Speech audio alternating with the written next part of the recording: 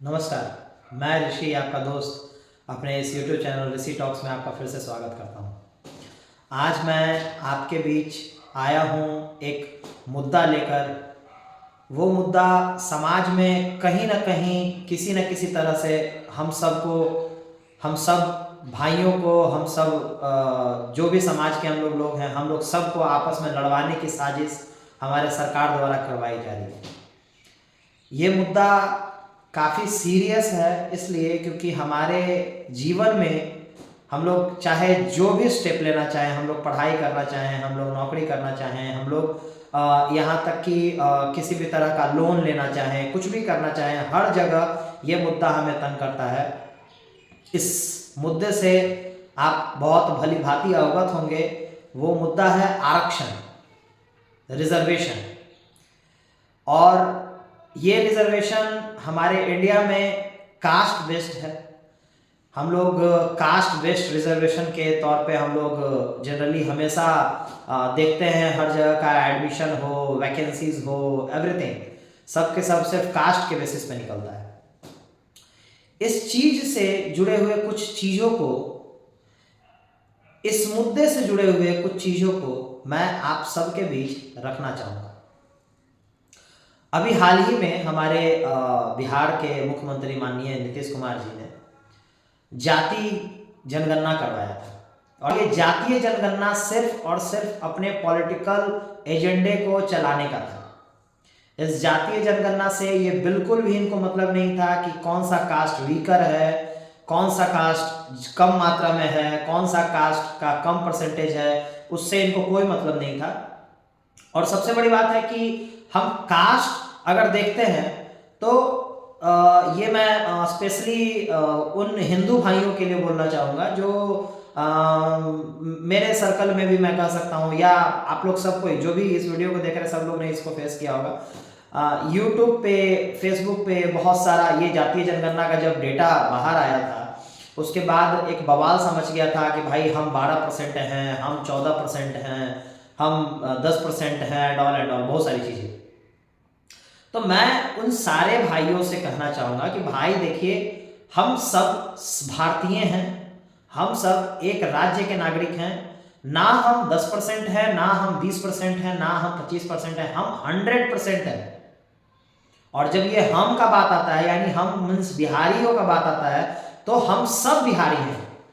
ना हम कोई पर्टिकुलर कास्ट से बिलोंग करते हैं, ना किसी पर्टिकुलर धर्म से बिलोंग करते हैं। और अगर आप फिर भी धर्म के बेसिस पे अगर आप देखोगे, आप कास्ट के बेसिस पे देखोगे, तो इस चीज में मैं बहुत अच्छा मानता हूं हमारे मुस्लिम भाइयों को, हमारे सिख भाइयों को, हमारे ईसाई भाइयों को। क्या बिहार में सिख नहीं रहते हैं? क्या बिहार में मुस्लिम नहीं रहते हैं? सब रहते हैं, सब साथ में रहते हैं। और क्या उनके बीच में कास्ट नहीं होते क्या? अगर जिन बेवकूफ़ों को ये नहीं मालूम है वो जाकर प्लीज बिहार का जो जातीय जनगणना का रिपोर्ट है उसमें आप देखिए, मुस्लिम के अंदर भी कास्ट है, सिख के अंदर भी कास्ट है, ईसाई के अंदर भी कास्ट है। लेकिन मैंने आज तक नहीं उन लोगों को लड़ते देखा कि भाई हम नट हैं और हम अंसारी हैं और हम पठान हैं, हम शेख हैं, हम सैयद हैं। कभी लड़ते नहीं देखा उन लोगों को। फिर ये हिंदुओं में कास्ट बेस्ड चीजों को इतना क्यों इम्पोज किया जाए? फिर ये चीजें हिंदुओं में कहां से आ रही हैं? ये किसी ने जानने की कोशिश की है क्या कि हम हिंदुओं को स्वर्णों के नाम पे, पिछड़ों के नाम पे, अगड़ों के नाम पे, अति पिछड़ों के नाम पे हम हिंदुओं को क्यों लड़ाया जा रहा है? क्या इस चीज के बारे में आजकल के समाज में युवा समझने को तैयार हैं? ये तो बहुत ही बड़ी भारत की विडंबना है। देखकर इतना बुरा लगता है कि हमारे यंगस्टर के अंदर भी ये चीजें अभी तक नहीं गई हैं। ये पहले के टाइम में चलता था तो अच्छा लगता था कि भाई चलिए ठीक है, बुजुर्ग हैं। और बहुत सारे लोग पहले लिटरेसी उन लोगों का उतना अच्छा नहीं था, ज्यादा पढ़े लिखे लोग नहीं होते थे, तो इसलिए वो लोग ये सारी चीजें करते थे तो समझ में आता था। लेकिन आज के टाइम में इतना एजुकेशन का लेवल बढ़ चुका है, हर कुछ बढ़ चुका है, उसके बाद हम लोग आज तक जात के नाम पे लड़ रहे हैं। ये चीज बहुत ही बुरी है। और इस चीज पे अगर आने वाले समय में ध्यान नहीं दिया गया तो कहीं ना कहीं इसका इम्पैक्ट पूरे धर्म को, पूरे कंट्री को झेलना पड़ सकता है। मैं इस चीज के लिए बहुत ही मतलब सोचता हूं कि ये रिजर्वेशन जो है, रिजर्वेशन में एक कैटेगरी माइनॉरिटी के लिए देकर साइड कर दिया जाता है बाकी धर्म के लोगों को, और फिर हिंदुओं में लड़ाई क्यों करवा दिया जाता है अनरिजर्व के नाम पे, ओबीसी के नाम पे। ओबीसी में भी है BC1, BC2, फिर शेड्यूल्ड कास्ट है, EBC है, EWS है, ये सारी चीजें हैं। तो इन सारी चीजों का जो फायदा है वो स्टूडेंट को मिलता है। ठीक है, चलिए कोई बात नहीं, मैं किसी जाति से मेरे को कोई दिक्कत नहीं है, और कास्ट बेस्ड रिजर्वेशन से मुझे प्रॉब्लम है। मैं आपके साथ कुछ चीज शेयर करूंगा जो कि मतलब बहुत ही दुखदायक है। अभी रिसेंट की बात मैं बता रहा हूं, मेरे एक फ्रेंड के छोटे भाई ने नीट जो जिससे मेडिकल्स में एंट्रेंस होता है, ठीक है, नीट में मेरे फ्रेंड के छोटे भाई ने स्कोर किया था 645 मार्क्स, 720 में 645 मार्क्स उसने स्कोर किया था। और वो स्कोर करने के बाद काफी निराश था कि भैया मुझे कोई कॉलेज नहीं मिलेगा। और जब वही मैं देखता हूं SC के तरफ, शेड्यूल्ड कास्ट की तरफ, मैं किसी कास्ट के विरोध में नहीं बोल रहा हूं, ये बात एजुकेशन से है, इसलिए मैं एजुकेशन के बारे में बोल रहा हूं। वही मैं SC के साइड में देखता हूं तो 612 नंबर लाके भी बहुत सारे बच्चे जो हैं वो मेडिकल में एडमिशन लिए, और अच्छे अच्छे गवर्नमेंट कॉलेज में उन लोगों ने एडमिशन लिया है। तो इससे मैं ये जानना चाहता हूं, ये मैं पूछना चाहूंगा, और गवर्नमेंट से ही नहीं, मैं आम पब्लिक से ही पूछना चाहूंगा, क्योंकि जिसको तो रिजर्वेशन मिल रहा है वो तो खुश हैं, उनको कोई मतलब नहीं है कि रिजर्वेशन का क्या इम्पैक्ट पड़ रहा है कंट्री पे। लोगों को इससे कोई मतलब नहीं है, लोग बस जान रहे हैं हाँ भाई भैया मेरे को नौकरी मिल रहा है ना, भैया मेरे परिवार में ये चीजें हो रही है ना। नहीं, आप इसको डिटेल में समझिए। अगर मैं आपसे ये पूछूं कि आप एक मेडिकल के सबसे होनहार छात्र से इलाज करवाना चाहोगे, या मेडिकल के सबसे कम नंबर लाने वाले छात्र से आप इलाज करवाना चाहोगे, तो आप सबका ये सोच होगा कि नहीं, जो डॉक्टर सबसे अच्छे हैं, जो डॉक्टर बहुत अच्छा पढ़ाई किए हैं, ऑब्वियस सी बात है नंबर वही ला पाएगा मोस्ट ऑफ द केसेस में। कुछ केसेस अलग है जो हमारे यहाँ, कुछ में उसका भी मैं नाम नहीं लूंगा, लेकिन कुछ डॉक्टर हैं जो गोल्ड मेडलिस्ट बन गई हैं, और अभी माननीय सांसद हैं राज्यसभा की, मैं नाम नहीं लेना चाहूंगा, लेकिन इशारों से आप समझ सकते हैं कितना मेडिकल की पढ़ाई उन्होंने की, क्या किया नहीं किया, डायरेक्ट है वो आप समझ सकते हैं। लेकिन स्पेशल केसेस को छोड़कर जनरली यही देखा जाता है कि जो बच्चा अच्छा पढ़ाई लिखाई करता है, जो बच्चा चीजों को इजीली समझ पाता है, और उस चीज को प्रैक्टिकलिटी पे भी उतार पाता है, वो एक अच्छा डॉक्टर बनता है और उसका मार्क्स अच्छा होता है। जैसे आपने भी बहुत सारे डॉक्टर से दिखलाने गए होंगे आप लोग भी, तो देखे होंगे उनके नाम के पीछे लगा हुआ होता है गोल्ड मेडलिस्ट। तो गोल्ड मेडलिस्ट देखकर लोग और अट्रैक्ट होते हैं कि हाँ ये अपने कॉलेज समय से बहुत अच्छे हैं, तो इनके पास हम लोग को इलाज करवाना ज्यादा सहूलियत होगा और ज्यादा अच्छा होगा, अच्छा इलाज करेंगे।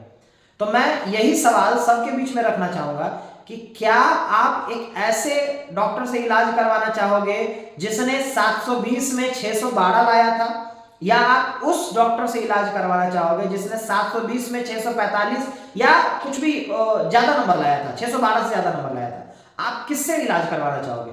मोस्ट ऑफ द पर्सन जो है वो ज्यादा नंबर लाने वाले से ही इलाज करवाना चाहेंगे। तो ये बताइए मुझे कि ये एजुकेशन में ये रिजर्वेशन देना कहां तक सही है?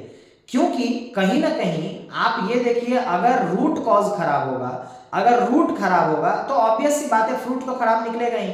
तो जो बंदा पहले से ही पढ़ा नहीं, जो बंदा पहले से ही अच्छा नहीं स्कोर कर पाया, आप उसको कहीं अच्छे जगह एडमिशन दे रहे हैं, ठीक है, चलिए ये भी चीजों को मैं मानता हूं कि भाई आपने अपलिफ्टमेंट की बात की है। भारत को आजाद हुए 75 वर्ष से ज्यादा हो गया है, लेकिन आज तक कितना अपलिफ्टमेंट आप लोग सरकार वाले कर पाए हैं ये हम लोग सब देख रहे हैं। और इसका बहुत ही बेहतरीन एग्जांपल ये है कि आप जिसे स्वर्ण कहते हैं, जनरल कैटेगरी कहते हैं, उन जनरल कैटेगरी तक को आपको आरक्षण देने की नौबत आ गई। तो आपने क्या बेहतरी किया है कंट्री में वो आप जानते होंगे, वो राज्य में कितना बेहतर हुआ ये आप जानते होंगे। और कुछ लोग तुरंत कोट कर देते हैं कि हाँ भाई ये उस पार्टी को सपोर्ट कर रहा है, उस पार्टी को सपोर्ट कर रहा है। भाई मैं किसी पार्टी को सपोर्ट नहीं कर रहा, लेकिन मैं ये डायरेक्ट कहना चाहूंगा कि जिन्होंने इस देश को इतने दिन चलाया, उनका क्या उपलब्धि रहा देश के अंदर, उनका कुछ उपलब्धि मुझे पता होना चाहिए। खैर बहुत लोग तो कुछ भी बोल देते हैं, सारी देश आजाद हुआ वो उनकी उपलब्धि। देश में भैया किसी पॉलिटिकल पार्टी ने कोई काम नहीं किया था, ठीक है। देश में उस समय सब एकजुट होकर लड़े थे, इसीलिए आजादी आई थी। अदरवाइज आजादी किसी कास्ट, किसी रिलीजन, किसी जेंडर, किसी रेस, किसी सेक्स से नहीं आया, ठीक है। सब के सब मिलकर मेहनत किए, सब के सब मिलकर फ्रीडम के लिए आवाज उठाए, तभी हम लोगों को मिल पाया है आजादी। तो खैर मैं ज्यादा पॉलिटिक्स में नहीं जाकर मैं ये पूछना चाहूंगा कि आप ये स्पष्ट करिए कि खुद में ही पूछिए, आप मुझे नहीं बताइए, आप किसी और को नहीं बताइए, आप खुद में ही पूछिए कि क्या हम लोग आपस में लड़ रहे हैं, इसका कोई फायदा हमें हो रहा है? क्या हम लोगों को 14%, हम लोगों को 12%, हम लोगों को 8% कह दिया जा रहा है, तो क्या इसका फायदा हमें कहीं हो रहा है? अरे बेवकूफ भाइयों, मेरे प्यारे भाइयों, इस चीज को समझिए। सरकार हमारा मजा ले रही है, सरकार हमारे बीच में ये डेटा पटक कर इस चीज का मजा ले रही है। अगर सरकार आपके लिए काम करना चाहती तो इस डेटा को वो प्रिजर्व रख के उसके हिसाब से कुछ कुछ योजनाएं लाती, ना कि वो डेटा हमारे बीच में पटक कर पेपर में डालकर हमारे बीच में दंगा, हमारे बीच में झगड़ा करवाती। सरकार का ये बिल्कुल भी उद्देश्य नहीं है कि वो आपको अपलिफ्ट करे। सरकार का उद्देश्य ये है कि ये आरक्षण जैसी भद्दी चीज के मदद से वो हमेशा हमको आपको लड़वाता रहे। कल ही पता चला बहुत सारे गवर्नमेंट स्कूल्स में एएसडीएम का विजिट था, बहुत सारे स्कूल में। और ये विजिट इसलिए नहीं था कि वो लोग देख सके कि स्कूल की स्थिति क्या है, स्कूल में किस तरह का पढ़ाई लिखाई चल रहा है, नहीं। ये आए थे सरकारी एक एडवर्टाइजर बनकर, सरकारी चीजों को एडवर्टाइज करने आए थे। ठीक है, आप कीजिए एडवर्टाइज, उसमें भी गलती नहीं है। लेकिन जब एडवर्टाइज आप करने आए हैं तो उस लिस्ट में अगर आप देखिएगा, जो बहुत सारे इंटरनेट पे भी है, इजीली अवेलेबल है। मैं कुछ कुछ चीजों के बारे में ही ज्यादा डिटेल जानता हूं, इसलिए मैं उसके बारे में आपको बता पाऊंगा। जैसे एक मैंने देखा योजना जिसके अंतर्गत जो भी बच्चे बीपीएससी या यूपीएससी की तैयारी करना चाहते हैं और वो पिछड़े वर्ग से हैं, शेड्यूल्ड कास्ट से हैं, शेड्यूल्ड ट्राइब से हैं और पिछड़े वर्ग से, उनको सरकार के तरफ से 50,000 का सहायता मिलेगा अगर वो स्टेट पीसीएस करना चाहते हैं, स्टेट पीएससी करना चाहते हैं तो, और यूपीएससी करना चाहते हैं तो 1 लाख का। मैं अपने सरकार में बैठे हमारे माननीय मुख्यमंत्री जी से ये डायरेक्टली पूछना चाहूँगा कि भैया आप ये बताइए कि क्या ये जो सिविल सर्विसेज की तैयारी है ये किसी पर्टिकुलर कास्ट के लोगों के लिए ही है, या इस तैयारी को हमारे राज्य का हर बच्चा कर सकता है? हर वो बच्चा जो अभी जस्ट ग्रेजुएट होकर आया है और उसके अंदर एक पोटेंशियल है कि वो सरकारी एग्जाम को क्रैक कर ले, बीपीएससी क्रैक कर ले, यूपीएससी क्रैक कर ले, और बट उसके सामने आर्थिक मजबूरियां आ रही है। ये चीज अगर हम लोग साइड करें कि वो किस कास्ट का है, वो किस रिलीजन का है, तो क्या ये हमारे राज्य के लिए बेहतर नहीं होगा कि हमारे राज्य में कुछ ऐसे ऑफिसर्स मिल पाएंगे जो एकदम बिल्कुल इंडिपेंडेंटली, एकदम बहुत इन्फ्लुएंटली काम करेंगे, अपने पढ़ाई के दम पे आए हुए वो बच्चे होंगे और उनके दिल में सरकार के लिए एक इज्जत भी होगा कि सरकार की मदद से मैं आज यहाँ पहुंच पाया। क्या आपको क्या लगता है, क्या स्वर्णों के यहाँ गरीब नहीं है कोई? क्या स्वर्ण में कोई गरीब नहीं है? क्या किसी मतलब एससी एसटी या ओबीसी में क्या कोई अमीर नहीं है?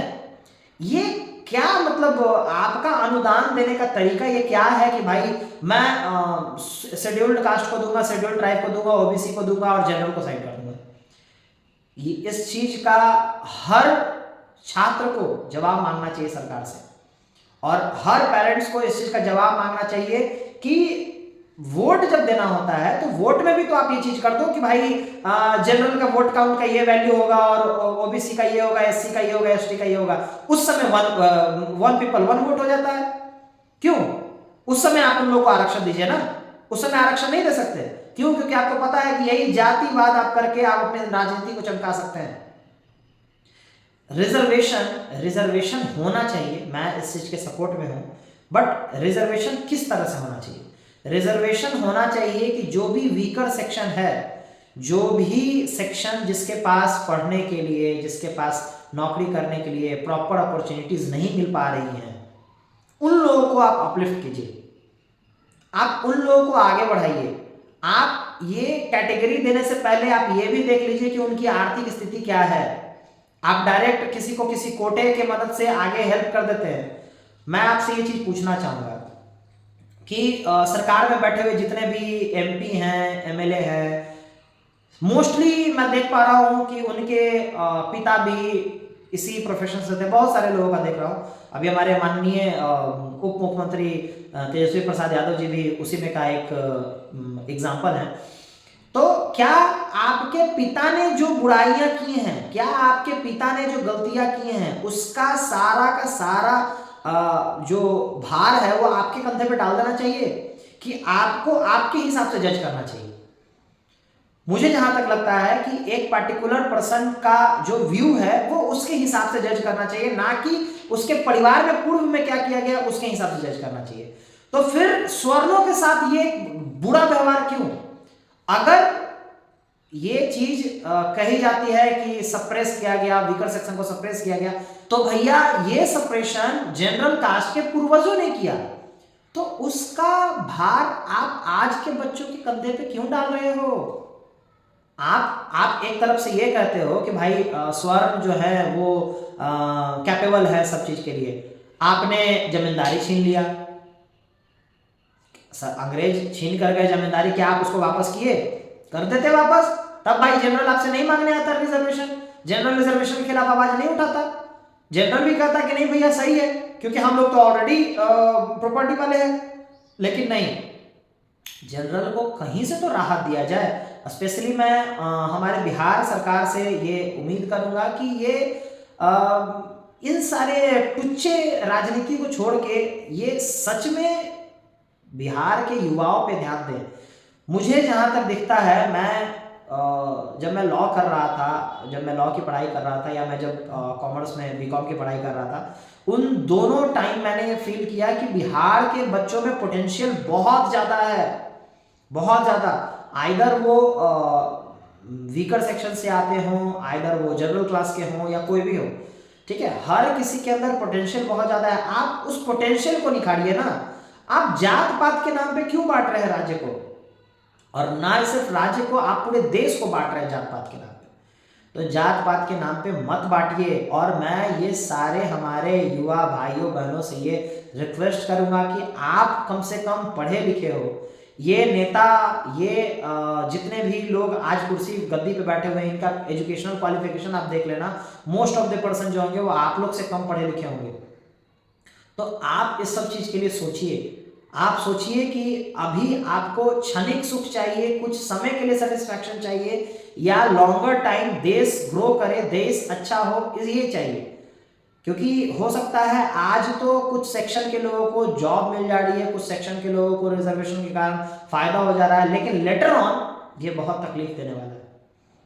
आप ये बताइए ना, अगर कोई, ठीक है आप कहते हैं कि स्वर्ण जो है वो कैपेबल है हर चीज के लिए, तो क्या ये आपका इंटेंशन है कि अब उनको ऐसा बना दे कि वो आगे चल के कैपेबल ना रहे, उनको सप्रेस करें? आप सरकार में हो, आप सरकार में हो, तो जितने भी आपके राज्य के या आपके देश के जितने भी नागरिक हैं, वो सब आपके कुछ डिसीजन के कारण बहुत ज़्यादा प्रभावित होते हैं।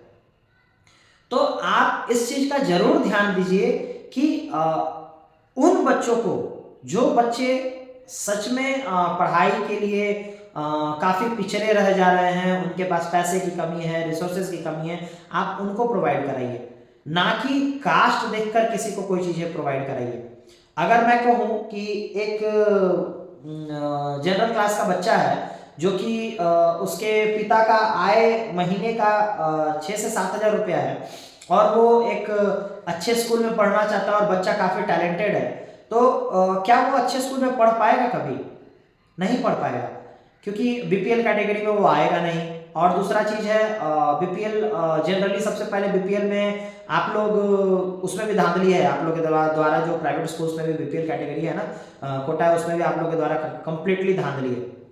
अब वो बच्चा चला जाएगा सरकारी स्कूल में पढ़ने। सरकारी स्कूल की स्थिति क्या है बिहार में, वो न मुझसे छुपी हुई है ना आपसे छुपी हुई है। हाँ, अभी के टाइम में जो नए टीचर लोग आए हैं, ये लोग शायद बिहार की एजुकेशन सिस्टम को काफ़ी चेंज कर सकते हैं, और मुझे उम्मीद है कि चेंज करेंगे, क्योंकि अभी वैकेंसीज में काफ़ी अच्छे अच्छे बच्चे भी गए हैं, काफ़ी अच्छे अच्छे बच्चे नहीं कह सकते हैं, काफ़ी अच्छे अच्छे शिक्षक गए हैं। और मैं ये भी चीज़ कहना चाहूँगा कि मैं जब अभी शिक्षक की बहाली देख रहा था, शिक्षक के सेकेंड टर्म के हो या फर्स्ट टर्म की हो बहाली जब मैं देख रहा था, तो फिर मेरा नज़र उसी कटअफ पे चला गया, फिर मेरा नज़र उसी कुछ रिजर्वेशन के कोटे पे चला गया। अगर आप लोग सब के सब इस चीज़ को गौर करते होंगे, तो क्या आपने मैथमेटिक्स सब्जेक्ट देखा है? मैथमेटिक्स सब्जेक्ट का कितना कट ऑफ गया है, क्या किसी ने देखा है? जहाँ तक मुझे याद है, ऐसे मैं तो फोटो इस चीज़ का डाल देता हूँ, आप भी देख लीजिए। मैथ का कट ऑफ जनरल के लिए 72 और एससी के लिए 40। अब ये बताइए, आपने बहाली अच्छा निकाला, शिक्षक भी अच्छे अच्छे गए हैं, बहुत अच्छे अच्छे शिक्षक गए हैं, इसमें कोई दो राय नहीं है, और ये बहाली भी अच्छा था। लेकिन ये बताइए, mathematics one of the vital subject, one of the toughest subject में से एक है, बहुत सारे बच्चों को मैथ समझ में नहीं आता। आप मुझे ये बताइए, जिस छात्र ने मेहनत किया, मेहनत करके वो कट ऑफ से 1-2 नंबर पीछे रह गया। मैं आपसे सीधा साधा बात करता हूँ। अगर कोई जनरल का बच्चा है, स्वर्ण का बच्चा है, और या ओबीसी का बच्चा है, ठीक है, ओबीसी का बच्चा है और उसने अपने कट ऑफ से 1 नंबर कम लाया, आई थिंक ओबीसी का भी कट ऑफ लगभग 50 और 60 के बीच में था, ठीक है। तो अगर स्वर्ण लाता है 71, 72 उसका कट ऑफ गया था, वो 71 लाता है, उसका सिलेक्शन नहीं हो पाएगा। लेकिन वहीं पे एक शेड्यूल्ड कास्ट में एक कैंडिडेट हैं जो ला देते हैं 42 मार्क्स, उनका सिलेक्शन हो गया एज अ टीचर। जबकि दोनों के बीच में अगर मार्क्स का अंतर चेक किया जाए तो लगभग 29 नंबर का गैप है दोनों के बीच में, लेकिन फिर भी सिलेक्शन हो गया। ये सिलेक्शन आप देखिए, फिर मैं वही बात बता रहा हूँ, आपको वैकेंसीज भरनी है या आपको एक अच्छे टीचर्स चाहिए, ये आपको डिसाइड करना होगा। वैकेंसीज भरनी है तो आप खरीदे हुए डिग्री वालों से भी भर सकते हैं, और अगर आपको अच्छे टीचर चाहिए तो उसके लिए प्रॉपर कॉम्पिटिटिव एग्जाम्स अच्छे से कंडक्ट कराकर, और ये सब कास्ट रिजर्वेशन को हटाइए, आप एक फिक्स्ड मार्क्स बताइए कि इस मार्क्स के हिसाब से बच्चा अगर इतना लाता है तो उसका सिलेक्शन होगा, इतना नहीं लाता है तो उतना सिलेक्शन नहीं होगा। जो भी कैंडिडेट इतना ला रहे हैं उसी का सिलेक्शन होगा। जैसे आपने 72 लाया, 72 कट ऑफ दिया, बहुत अच्छी बात है, चलिए ठीक है, क्योंकि एक 72 कट ऑफ का मतलब अच्छा कट ऑफ है, मेहनत करना पड़ेगा उसके लिए। आप 72 ना रख के आप 65 कट ऑफ रख दो, एक एवरेज कट ऑफ रख दो कि भाई चाहे जितने भी कैंडिडेट हैं सबको 65 क्रॉस करना होगा, 60 कट ऑफ रख दो आप किसी को अगर अपलिफ्ट करना चाहते हैं तो, क्योंकि जो बच्चा पढ़ने में अच्छा है वो फिर भी पढ़ने में अच्छा है, वो फिर भी 75, 72, 78 यही लाएगा, और जो खराब पढ़ने में है वो फिर भी 40, 45 पे रह जाएगा। तो कम से कम वो 60 देखकर मेहनत तो करे, एक शिक्षा व्यवस्था में एक अच्छा शिक्षक तो जाए, एक मेडिकल व्यवस्था में एक अच्छा डॉक्टर तो जाए। तो जहां पे आप लोगों को अपनी राजनीति चमकानी होती है वहां पे आप रिजर्वेशन कर देते हैं, और जहां आपकी राजनीति नहीं चल पाती है वहां रिजर्वेशन खत्म हो जाता है। आप ये बताइए, आर्मी में कितना रिजर्वेशन है इसका जवाब। आर्मी में कितना % आप लोग का रिजर्वेशन चलता है? नहीं चलता है। क्यों? क्योंकि वहां पे आप जान रहे हैं कि एक बंदा जा रहा है बेचारा सरहद पे देश की सेवा करने, तो वहां अगर रिजर्वेशन देंगे तो जाएगा ही नहीं कोई। तो वहाँ मैं देख पाता हूँ कि भाई आर्मी में सब लोग मिलजुल कर रहते हैं, आर्मी के अंदर हर सेक्शन मिलजुल कर रहता है। लेकिन अब का जो स्थिति है, इन स्थिति के कारण वहाँ भी फूट देखने को मिल रहा है, वहाँ भी लोग जात पात करने लगे हैं।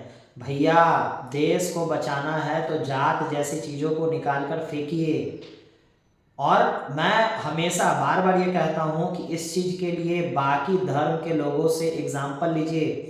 बाकी धर्म के लोग कितना मिलजुल कर रह रहे हैं, उनके बीच में भी कास्ट है लेकिन वो लोग मिलजुल कर रह रहे हैं और उस चीज़ को बहुत ही अच्छे से देखते हैं। मैं तो कुछ लोगों से बात किया तो मुझे पता चलता है कि उन लोगों को पता ही नहीं कि उनके धर्म में कोई कास्ट भी होता है। ये अच्छा चीज़ है।